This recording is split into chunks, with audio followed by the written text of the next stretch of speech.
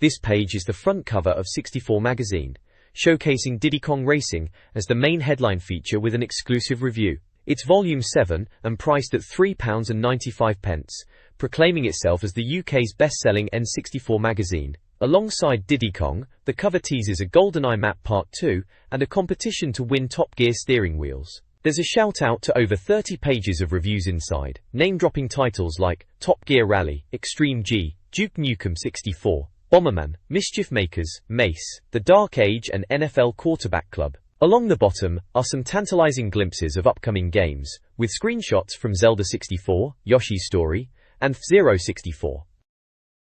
This page is an advert for MRC, Multi-Racing Championship on the Nintendo 64, boasting 8 customizable vehicles and 64-bit visuals. It highlights on- and off-road terrain, and varied routes across each course. The screenshots show some typical arcade-style racing action, and it's published by Ocean and Imagineer. This page is the contents page for Volume 7 of 64 magazine. It lays out what's inside this issue, including features on 64 price drops in 64 Showcase, a competition to win steering wheels in the Wheel Thing, and health advice for Duke Nukem 64, which sounds amusing. The Games section teases previews of Zelda 64, Yoshi's Story, F-Zero 64, and a few others under 64 site, which seems to be about games in development. The Reviews section promises the lowdown on Diddy Kong Racing, Duke Nukem 64, Extreme G, Mischief Makers, NFL Quarterback Club, 98, Baku Bomberman, Top Gear Rally, and Mace, The Dark Age. There's also a Gizmos and Gadgets roundup, cheat codes for Mace and Top Gear Rally, and a GoldenEye walkthrough, plus something called Mischief Makers getting some coverage. Finally, Nindex looks like it's a summary of past game reviews. Diddy Kong Racing is clearly a big focus of this issue, judging by the large image of Donkey Kong.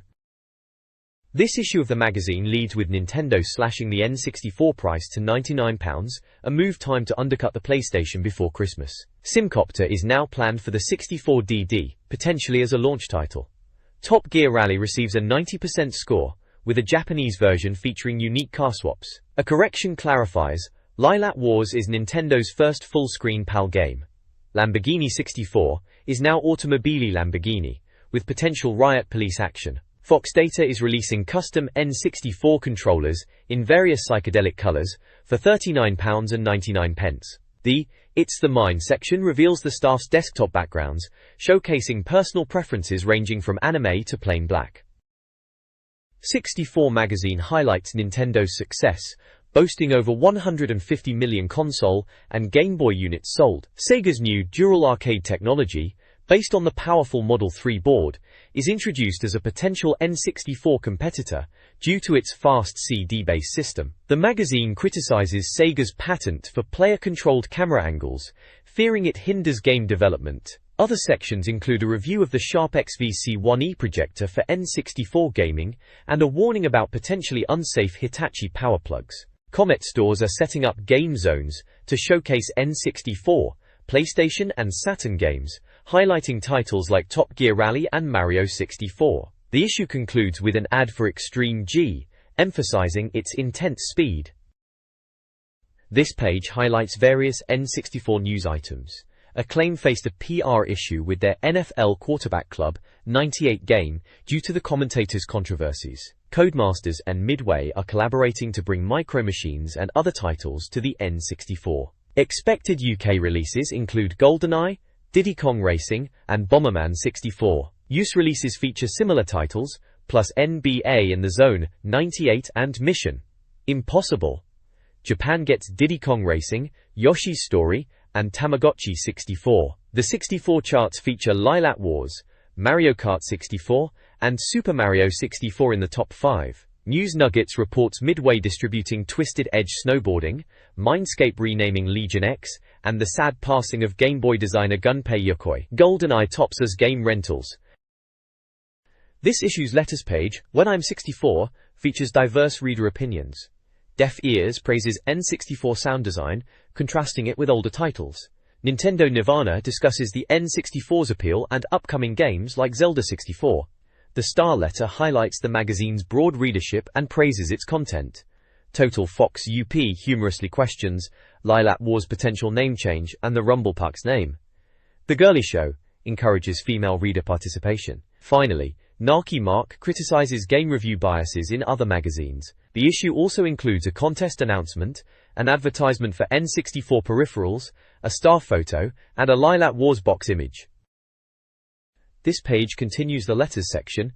When I'm 64, someone called Mace is questioning if games like Mace should automatically get a 90% score just for being the best beat-em-up. Then there's no small talk, just questions, asking about Tekken 3 on N64, or 64DD, Doom being dark, and if GoldenEye has multiplayer modes. The magazine responds, confirming they are negotiating with Tecmo about Tekken, multiplayer levels unlocking GoldenEye and Doom is just dark, wherever you play it. There's a bit about memory card losers, a humorous section about memory cards, and bad letters, saying they'll give out full treatment for rubbish letters, whatever that means. Someone named Christopher is after a memory card, and the magazine jokes that bribery and sending letters to the wrong magazine aren't prerequisites. There's a complaint letter.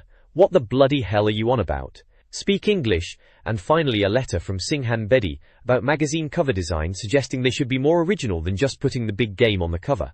The right-hand side of the page is dominated by a massive advert for Star Fox 64, or Lilac Wars as it's known in Blighty. It bigs up Fox McCloud, Slippy, Peppy, and Falco, with the tagline, "Feel the adventure with Nintendo." It's shouting about 64-bit power, 94 MHz speed, 3D environments, and boasts about Rumble Pack compatibility, stereo sound, precision control, multiplayer, and over 600 soundbites of real dialogue. It's flagged as a special edition, launching on October 10th.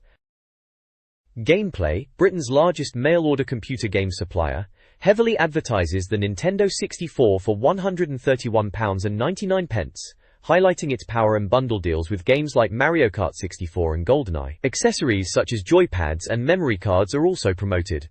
The advert showcases UK N64 games, and features both official and third-party joypads. Coming soon titles like Banjo-Kazooie and The Legend of Zelda 64 are previewed. The Nintendo Virtual Boy is offered at a discounted £39.99, bundled with games. Other accessories include mouse mats and steering wheels, with a special offer on a Mario Kart 64/Mad Cat steering wheel bundle. A small selection of imported US N64 games is listed. The advert concludes with order information, including hotline numbers and Christmas delivery details, with an order form included. The next page is a 64-site preview of Zelda 64, slated for spring 1998. It's full of praise for what they've seen so far, saying the game looks incredible and might be too good to be true. They highlight the massive game world, mentioning it could take a full real-life day to cross on foot, which is bonkers. The preview also talks about riding a horse for the first time in a Zelda game, and how the horizon even looks curved, which they're wondering about some kind of depth effect maybe. It mentions the day and night cycles and weather, and how areas might change when the sun goes down.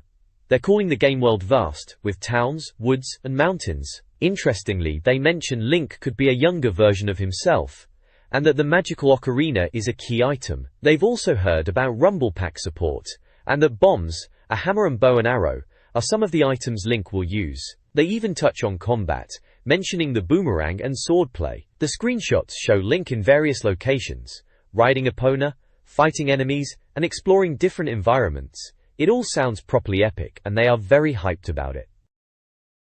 This page is another 64-site preview, this time looking at Yoshi's Story. Looks like it's finally got a solid release date in Japan, December 12th. They mention it's been delayed a bit, but they've managed to get a fresh batch of screenshots, straight from Nintendo. They reckon it's looking rather good, showing off the game's map and intro, which are styled like a pop-up storybook, hence the name I suppose. Apparently, there are about 24 stages across 6 different worlds, which sounds decent enough, especially with all the detail they're cramming in. Interestingly, Baby Mario isn't going to be in this one, which is a bit of a change from the Super NES game, but they reckon it makes sense as Yoshi's busy looking after him.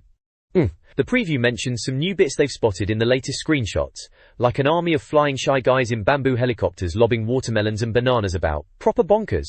They also say the world has a rather unique look, comparing it to the Magic Roundabout, and even a house made out of a giant pepper grinder. Sounds like they're aiming for something quite quirky and charming with this one. Can't wait to see how it turns out. 64 site previews, 3 upcoming N64 titles. F-Zero 64 prioritizes a smooth 60 FPS frame rate, sacrificing complex graphics for speed and control, similar to the SNES original but faster. It's shaping up as a hardcore racer, competing with Extreme G. Rev Limit from Seta is a circuit racer, with car upgrades, variable weather, and realistic handling, drawing comparisons to Top Gear Rally, with a potential Nintendo publishing deal in the West. Finally, Snowbo Kids from Atlas is a comedic snowboarding game, featuring deformed characters and bizarre stunts, promising colorful super snowboarding action. This page features previews of 3 upcoming games. First up is Art of Fighting Twin, a 3D beat-em-up from the Neo Geo series. They reckon it's got a lot of potential, as the first 3D incarnation of the popular series in Japan. The unique twist is the twin concept, with normal and super deformed versions of characters, which is a bit bonkers. It's slated for a December release. Next, there's Chameleon Twist from Ocean, described as a bizarre platform game. Apparently, controlling your chameleon's tongue is key to success, allowing you to grab enemies, climb, and even do a tongue stand. It's also got a 4-player mode where chameleons battle it out. This one is also lined up for December, and is Rumble Pack compatible. Pre-stay. Finally, there's Nagano Winter Olympics 98 from Konami. They've strapped on their ski boots to preview this winter sports sim. It looks promising with various winter sports events, and is expected to build snow fever as the games approach, also due in December. Over on the right side of the page, there's an advert offering a free 1/24 scale Ford Escort RS Cosworth rally car worth £7.99 when you buy Multi-Racing Championship on Nintendo 64. Below that is an advert for BT's Models Hobbies Toys Games, with their phone number for mail order. This page reviews N64 accessories. The Trident Pro Pad, a third-party controller, boasts auto-fire and slow-motion functions, though its light-up feature for memory cards is considered gimmicky. Memory cards from Logic 3 are discussed, with the 1MB card offering more memory banks but lacking clear bank indication. The 256K card is praised for its affordability.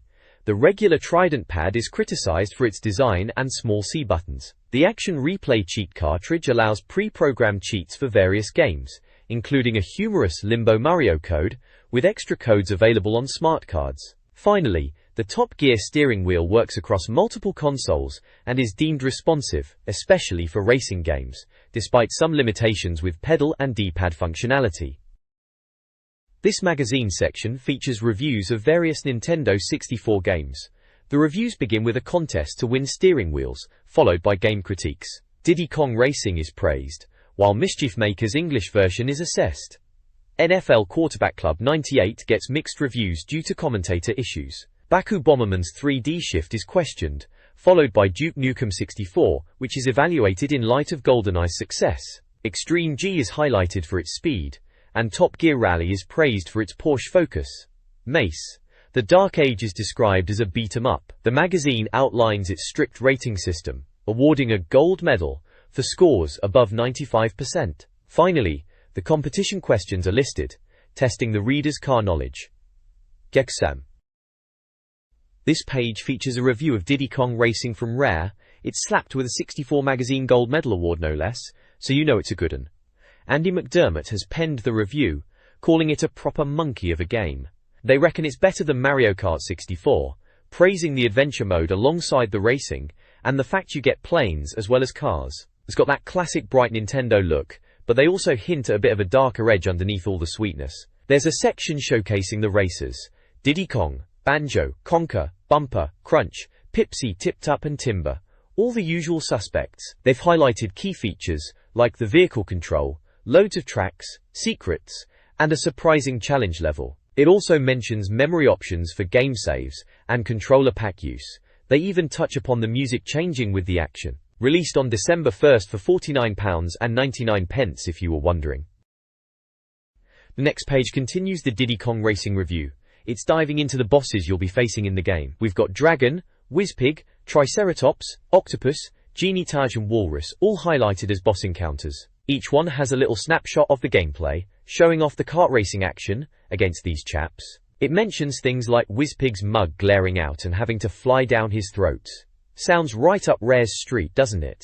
There's also stuff about accessing Dragon Forest behind a waterfall and getting to Dino Domain via a bridge. The central image is labeled "Come to my island," and it's showing the main hub area of the game, linking all the tracks together. Apparently, this central area leads to all the tracks in Diddy Kong Racing. It also points out the lighthouse on the island, and says it doesn't do anything until you finish the game, cheeky. And there's a mention of finding Taj the genie knocking about on a grassy patch, and to get into Snowflake Valley you need the plane.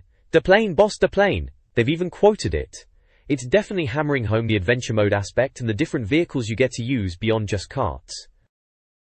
This page continues the Diddy Kong Racing review, and gets into the nitty-gritty of gameplay elements. They're explaining the different colored balloons you pick up.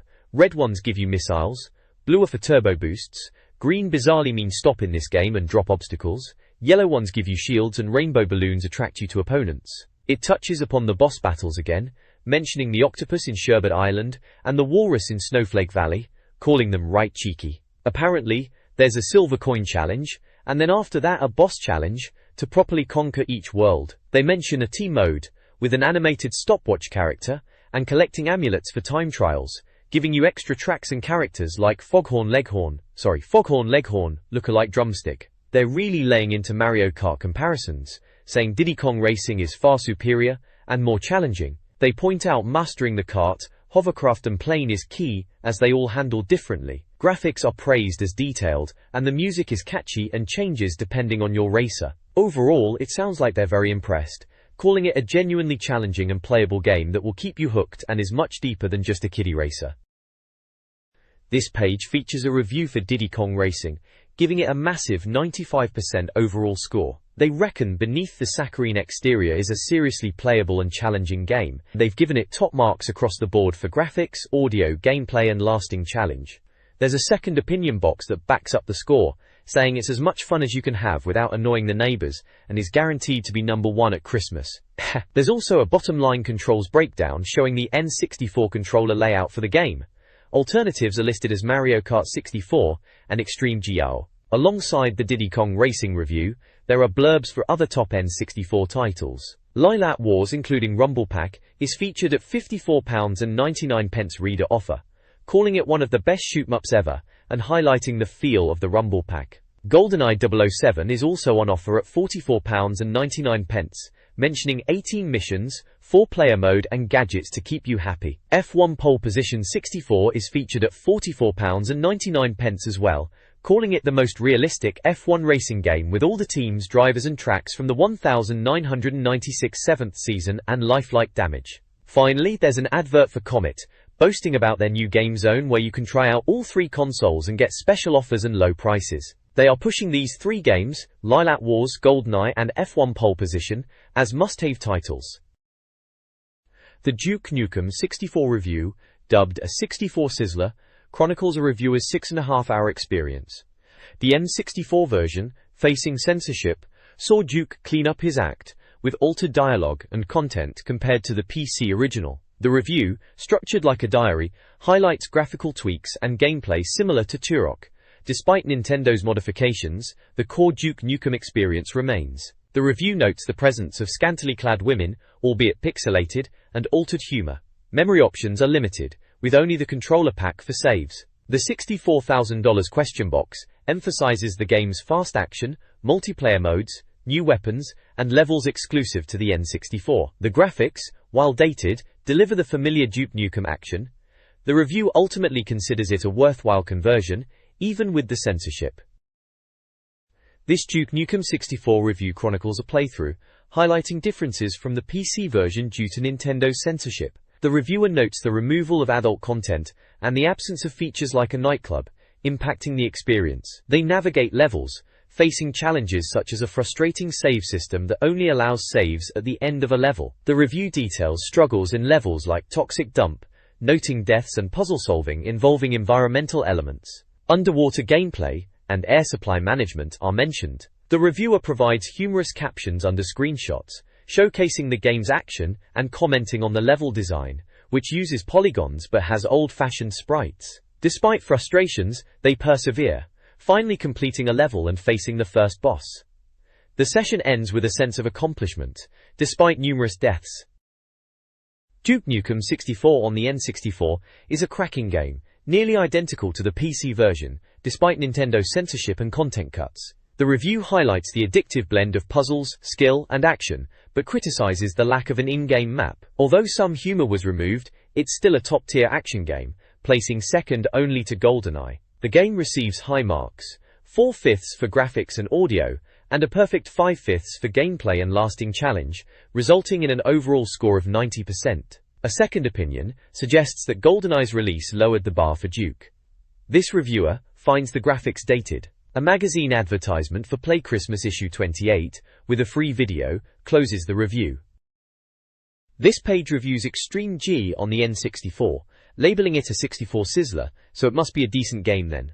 It's a futuristic bike racer, promising a rollercoaster ride. They're really pushing the speed, saying it's damn fast, and addressing the common complaint about racing games not being quick enough. The review highlights the weapon system, with a section called The Gun Nose, detailing various bike-mounted weapons like flame exhaust, homing missiles, invisibility, and more exotic ones like ion-side cannons and limpet mines. There's also a Dream Machines section showcasing different bikes, with names like Apollyon, Grimace, and Jolt. A $64,000 question box at the bottom cheekily points out it's incredibly fast, has great audio and visuals, loads of tracks and weapons, but doesn't make the tea. Memory options are mentioned, passwords for each track and controller, pack support for saving race positions and scores. Screenshots show off the futuristic tracks and weapon effects. Overall, it's presented as an exciting, fast-paced futuristic racer, with a strong emphasis on weapons. Extreme G received a glowing 91% overall rating, with high marks for graphics, audio, gameplay, and lasting challenge. The review highlights the standard N64 controls, mentioning alternatives like F1 Pole Position 64 and Mario Kart 64. The game features exhilarating tracks, reaching incredible speeds, and offers various single-player modes, including practice and shoot-'em-up. Multiplayer battles and a flag-collecting mode provide additional entertainment. Players can choose from 8 different bikes, each with unique stats and weapons. A second opinion calls it awesome and better than Mario Kart. The review concludes that the N64 has been needing a game like Extreme G. The next page reviews Mischief Makers on the Nintendo 64, which was originally a Japanese game called Go! Troublemakers. Apparently, even after being translated, it's still a very weird game, especially the dialogue. They've even got a section called Dodgy Dialogue, showcasing some of the bizarre lines in the game. It's a 2D platformer but tries to use pseudo 3D effects. The review mentions the puzzles rely on text, and the dialogue, while odd, builds a story around Marina's quest to rescue her old master from ghost-faced creatures on a weird planet inhabited by Clancers. There's a memory options box, stating you can save 2 games on the cartridge, and no controller pack is needed. A 64,000 question box highlights fast animation, screen rotation effects, and calls it a mostly 2D platformer, with some 3D elements, but visually not amazing. The review discusses how the translation actually makes the game more story-driven, even if some of the dialogue is unintentionally funny. They also mention hint balls that are supposed to be helpful, but sometimes just state the obvious. Overall, they reckon it's a unique and odd game experience.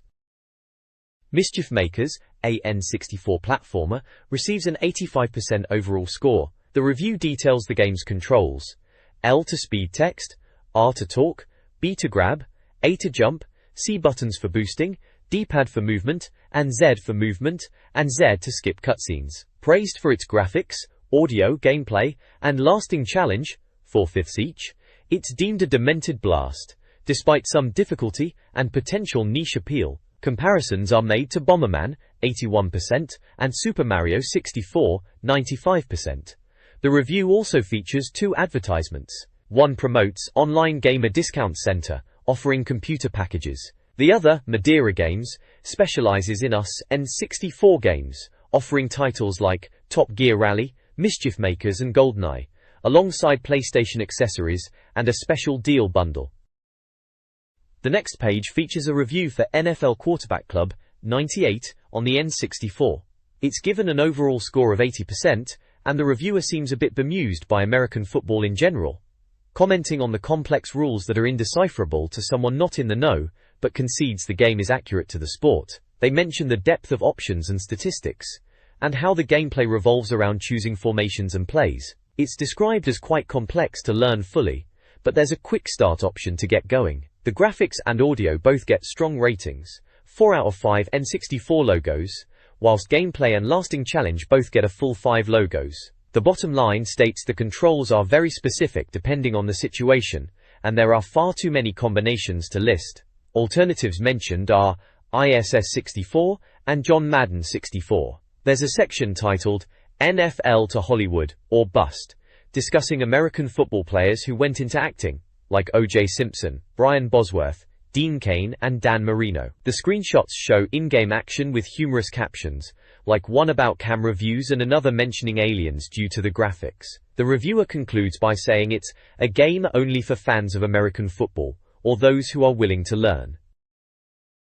The review of Baku Bomberman on the N64 questions whether it's a hit or a miss. As the 22nd installment in the series, it attempts a 3D update of the classic formula, though the reviewer considers earlier titles definitive. Concerns arise as the review highlights fans' dislike of changes in prior games. The single-player adventure features Bombermen battling space Bombermen across 4 worlds with diverse level designs, including floating space and water levels. However, the reviewer critiques Bomberman's 3D appearance.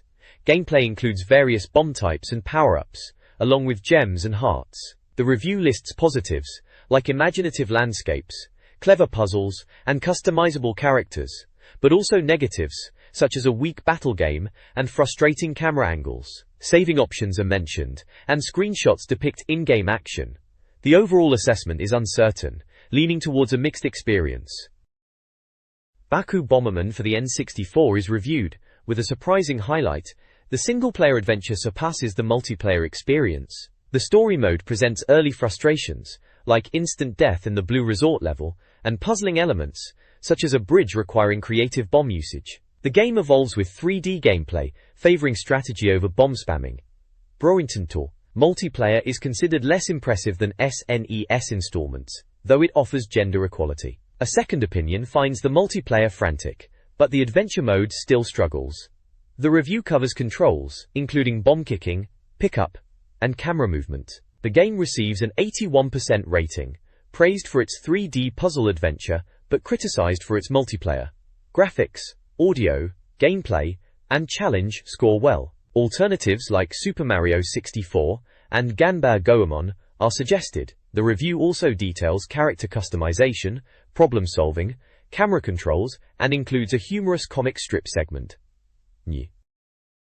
Top Gear Rally for the N64 is a sizzler, a must-have for off-road racing fans. It's a fast-paced arcade racer praised for its speed, especially with upgraded cars. The review highlights immersive gameplay, with an in-car view that enhances the experience despite potential motion sickness. The game features excellent car models and realistic handling, even considering engine weight.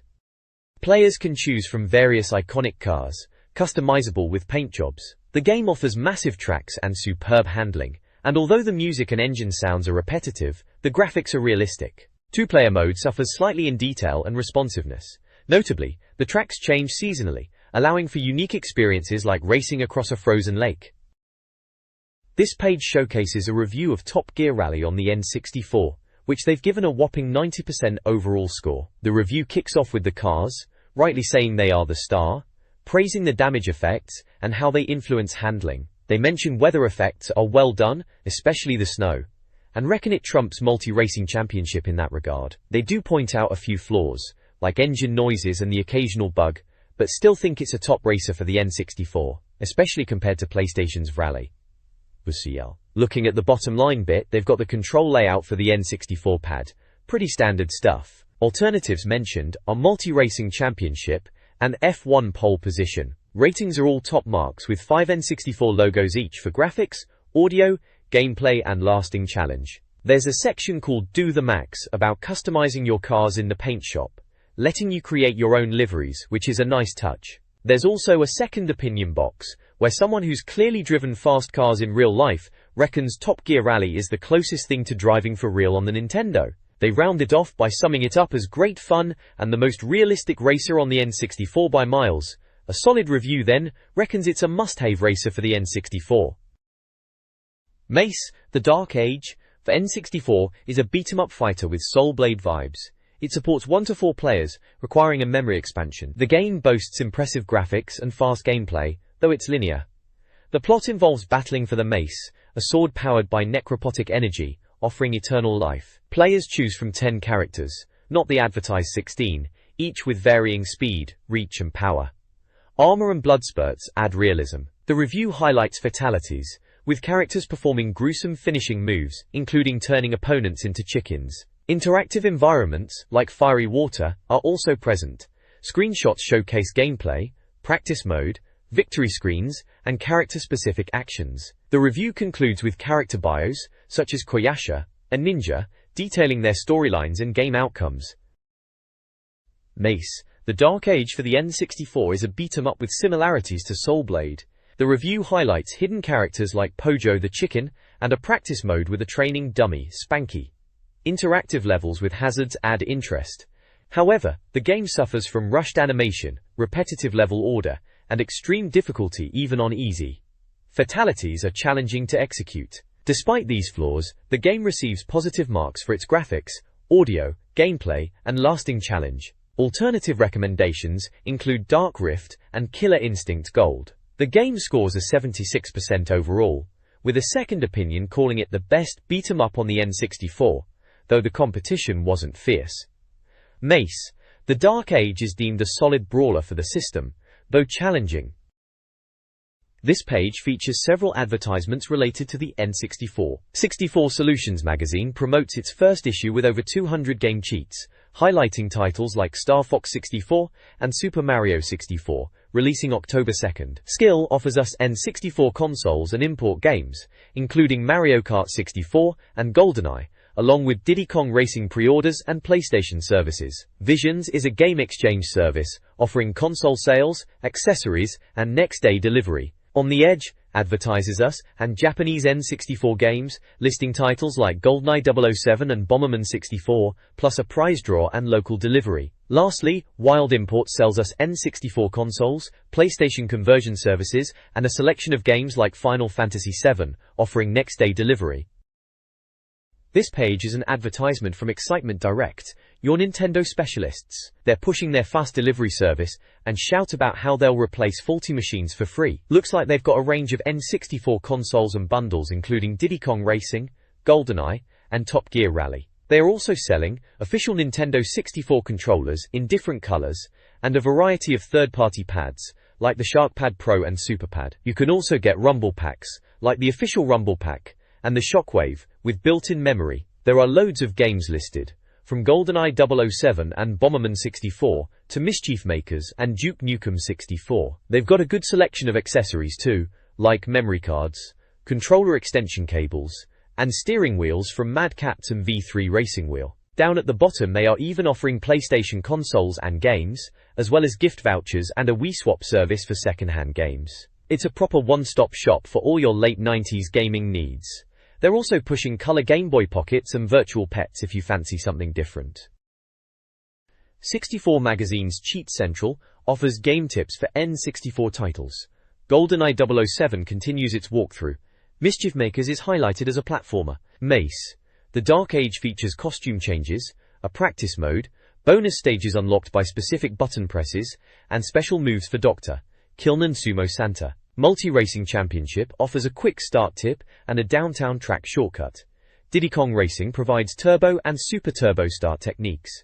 Clay Fighter 63 and a third unlocks a cheat mode. Top Gear Rally provides unlocking tips, including the Strip Mine course, the Cupra car, mirror courses, alternate credits, and bonus cars earned by completing specific seasons. This page of 64 Magazine continues the GoldenEye 007 walkthrough, focusing on the Soviet missile silo level. It's part 1 of the guide, and provides a map of the silo with numbered areas. For the 00 agent difficulty, the objective is to plant bombs in fuel rooms, with a timer starting as soon as you plant the first one. Across agent, secret agent, and 00 agent difficulties, you need to photograph the GoldenEye satellite, not the missile. The walkthrough also mentions obtaining telemetric data from a scientist marked on the map by waving your gun at him to get the DAT tape. Another task is to retrieve satellite circuitry, with 4 green circuit boards to find across 3 labs. Finally, across all difficulties you are tasked with minimizing scientist casualties. Easy enough, just don't shoot them. The map highlights key areas including the start position in the missile silo, the satellite lab itself, empty silos, and computer rooms, which are apparently irrelevant to the mission, but good for blowing up. You'll encounter General Aurumov in the satellite lab, where you should shoot him and his troops. Key items mentioned are circuit boards found on desks, key cards for exiting labs, DAT tapes carried by scientists, and flammable barrels for dispatching enemies. Fuel caches are also marked on the map where you plant the explosives. This GoldenEye 007 walkthrough focuses on the Frigate Lafayette level, detailing mission objectives for different difficulty levels. All levels involve rescuing hostages, with enemies holding them at gunpoint, necessitating careful execution. Secret Agent and Zero Agent levels add the objective of disarming bridge bombs, utilizing Q Branch's diffuser, plus another in the engine room. The final objective across all levels is planting a tracking bug on the helicopter at the helipad. The guide provides a map with points of interest, including bomb and hostage locations, and enemy positions. Key advice involves approaching bombs cautiously, utilizing cover during hostage rescues, and quickly eliminating guards. The guide humorously notes non-functional missile launchers and simplifies bug placement. Screenshots illustrate gameplay moments, making it a comprehensive strategy guide for successfully completing the mission. This page is a walkthrough guide for GoldenEye 007, specifically for the Severnaya SIS installation Part 2 level. It details the objectives for Agent, Secret Agent, and Zero Agent difficulties, focusing on disrupting surveillance equipment and breaking the communications linked to the bunker. For the tougher Agent levels, you also need to disable Spetsnaz support aircraft by planting a timed mine on the helicopter. The guide points out key items like the comms room key held by a Special Forces officer, and highlights the cameras you need to destroy. There's a map showing the layout with locations of interest, and screenshots to give you a visual idea of what's going on, including blowing up the computer in the satellite building. It's all about stealth and explosives in this level, as you'd expect from Bond.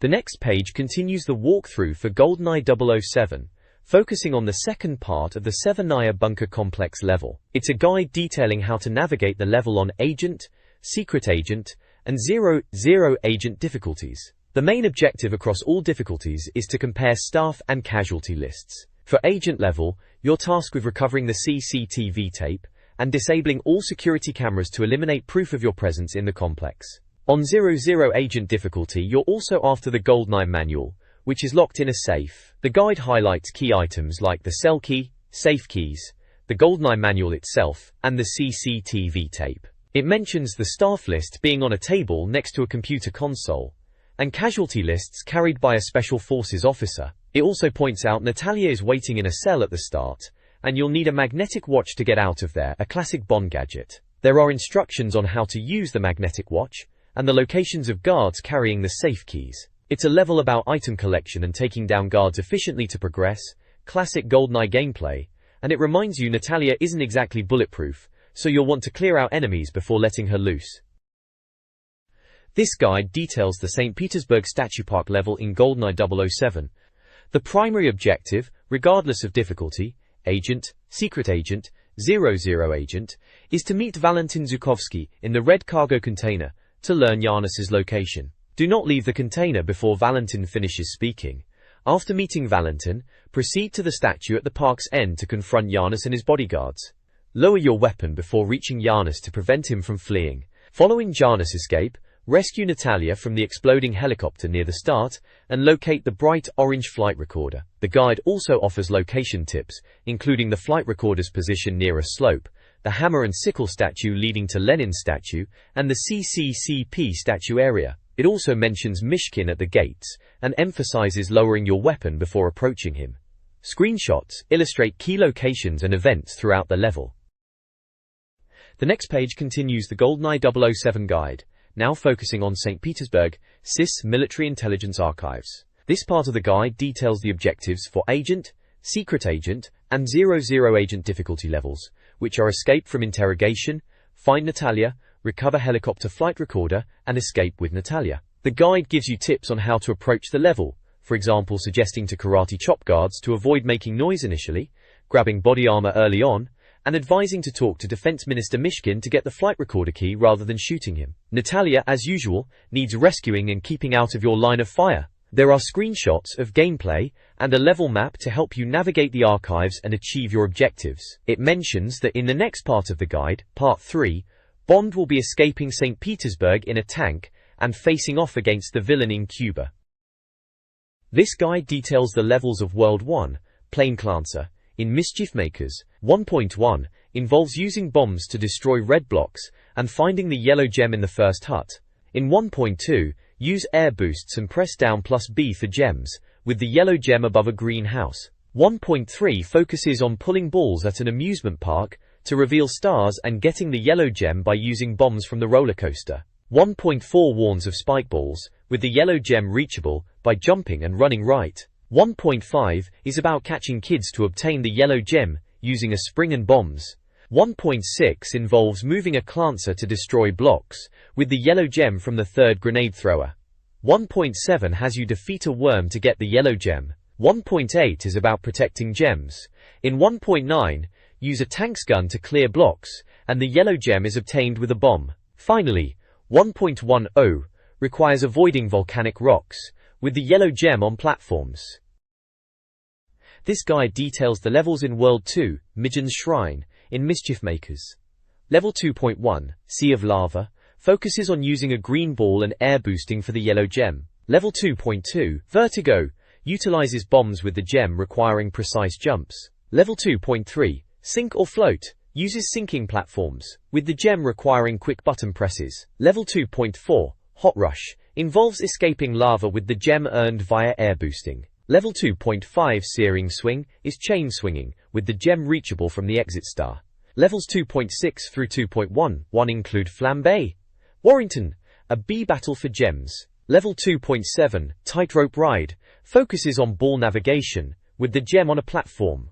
Level 2.8 Free Fall, Warrington, involves star grabbing and the gem is near a wall. Level 2.9 Magma Rafts, Mei Shei, uses platforms and a clancer to find the gem.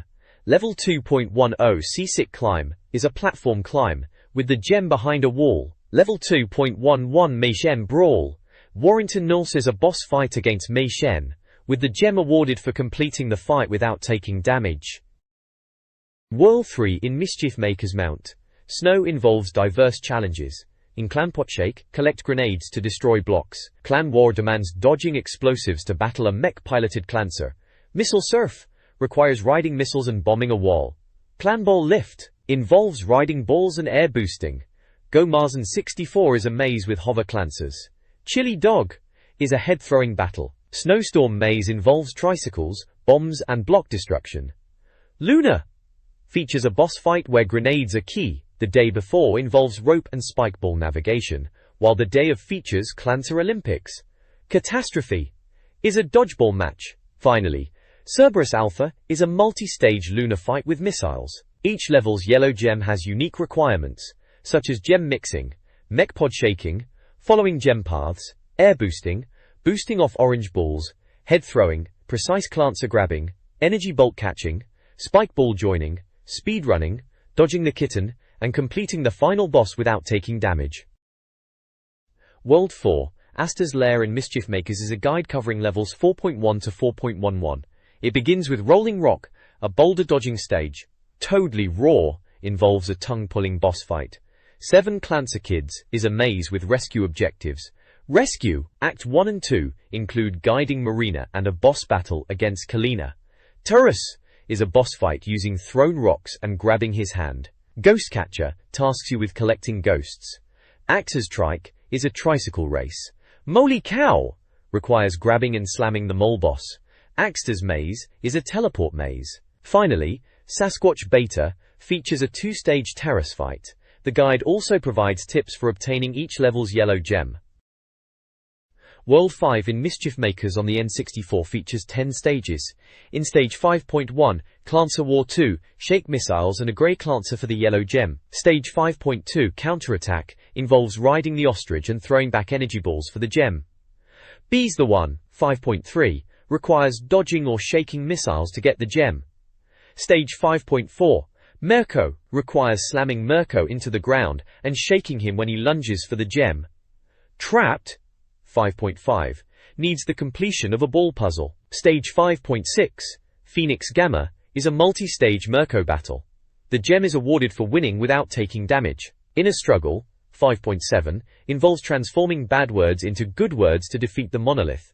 Earn the gem by making Dire into Lucky. Stage 5.8, Final Battle, is against a Megazord-style mecha, and the gem is awarded for a perfect run. Stage 5.9, Ending, has a better ending based on Yellow Gem collection, while 5.10 is Credits, and includes a joke about Elvis.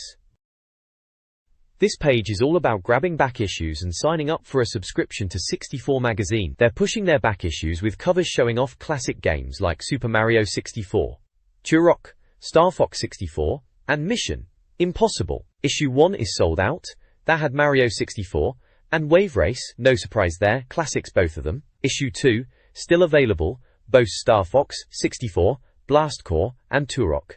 Issue 3, also gone, featured Mission Impossible, ISS 64, and Blast Corps again. Issue 4, you can still get your hands on, and that's got Banjo-Kazooie, Conker's Quest, GoldenEye, F-Zero 64, and Mario Kart 64, a proper bumper issue that one. Issue 5 has Extreme G, GoldenEye again, and Lilac Wars. Finally, Issue 6 features Duke Nukem 64, and Diddy Kong Racing. On the right, there are subscription forms, for 6 or 12 issues, with a handy 35% saving if you subscribe. They take checks, or credit cards, and have different prices for the UK, Europe, and the rest of the world. Looks like you can also use the form to order the back issues you need, just ticking the boxes for issues 4, 5, and 6. Good way to fill in any gaps in your collection if you missed out first time around.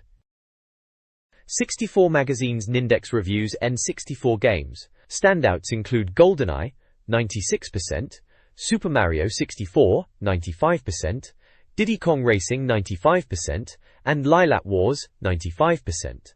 Strong scores are also given to Duke Nukem 64, 90%, Top Gear Rally 90%, and Pilotwings 64, 89%. Sports titles are mixed, with ISS 64, 91%, and NFL Quarterback Club 98, 80%, doing well, while FIFA 64, 29%, and The Glory of St. Andrews, 25%, falter. Action games like Blast Corps, 88%, Shadows of the Empire, 88%, and Turok, Dinosaur Hunter, 82%, were praised. Several titles received N/A ratings due to Japanese text. The Nindex promises monthly updates for the most accurate buying information. This page is hyping up the next issue's main feature, which is Automobili Lamborghini for the N64. Looks like a preview, and they've got a screenshot from the game showing some in-game racing. Issue 8 is coming out on December 4th. Around the edges of the page, it's all adverts from Special Reserve, pushing their mail order service. They've got deals on Nintendo 64 consoles, games, even PlayStation games, and Game Boy stuff too. They're advertising their Special Reserve big club shops, and a membership offer for a mere £6 a year, which gets you their magazine and discounts. They're even doing a trial membership for just 50p. Standard stuff for these magazines, lots of ads for consoles and games.